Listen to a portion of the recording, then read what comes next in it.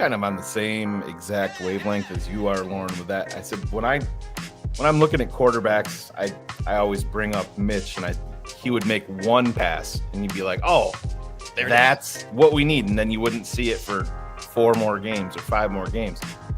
It's hard to go a single series without seeing a wow factor from Justin Fields, and to me, that stuff matters. And this roster was so barren. I mean, come on, you're throwing to Simba Webster at one point, relying on him. He was the target on 2 straight third downs at one point last season, Simba Webster. And I am to totally be fair, that was the last game of the year. Oh yeah, but still, man, it's just, it is what it is.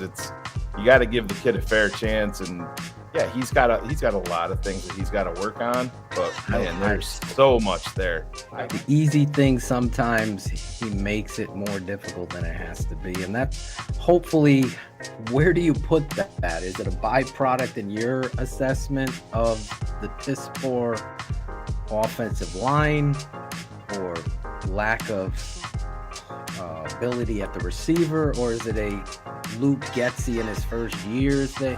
Where do you, or is it all of that in combination? I go back and forth on it a little bit. I think it kind of changed during the season, right?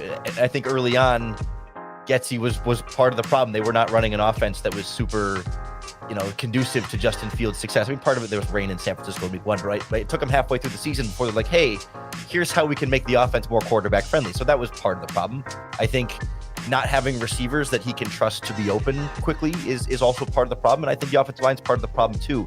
And I wonder if he's a guy who, at Ohio State, just given how good the receivers were there and generally how good the offensive line was there, like, he wasn't necessarily in those positions to have to figure it out. He could just be naturally great, and things would kind of be a little bit easier to come to him. And, you come to the NFL, and all of a sudden it's rocky, and you kind of have to manufacture some new ways to do things and just build experience. He didn't have to deal with a lot of terrible crumbling pockets at all times. So he has to kind of learn, when I need to leave this pocket and when I don't, because it's not something he had to do a ton. And he didn't have to deal with every receiver being covered. And now what do I do? How do I try and get one of these guys open? Where can I throw a ball in and where can I not?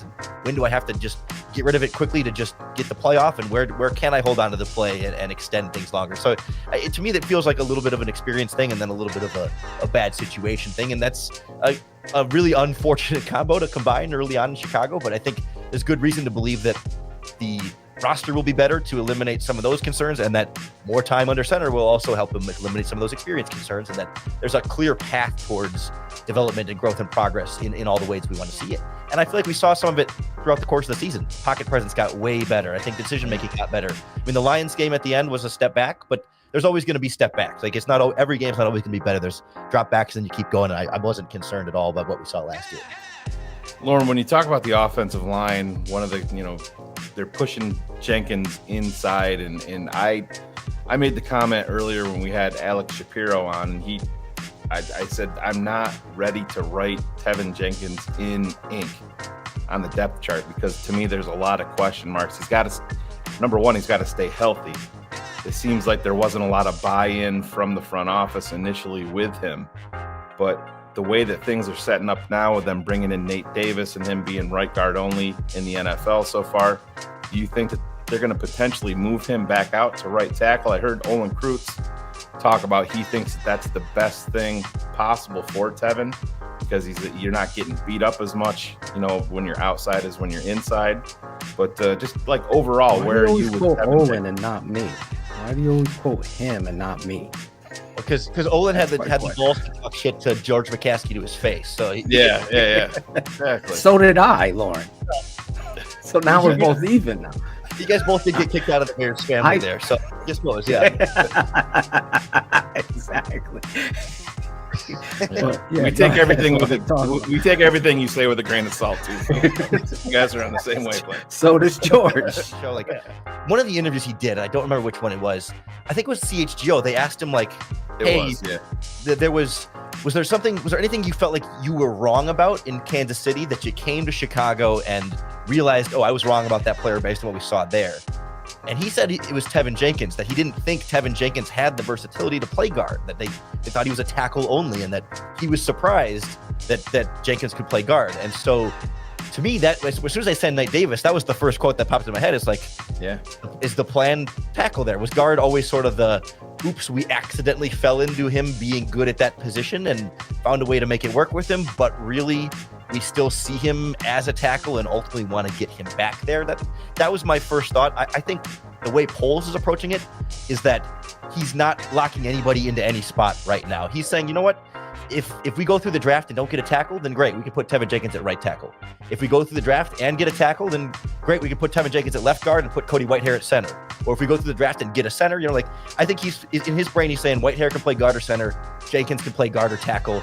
We'll go in the draft, see what we get, and whatever we come out with, we can find guys to fill all 5 spots, but we're not going to say today in March which 5 guys are going to be where. We're going to take that versatility and be open-minded to it. But I tend to lean toward right tackle as feeling likely, but it makes me nervous too, because like Jenkins is a fickle creature, right? We heard Mike Gundy after he got drafted say like, hey, you got to find the right way to motivate this kid. If you can motivate this kid the right way, you're going to have a great NFL offensive lineman, but you got to reach him. And they weren't reaching him at right tackle.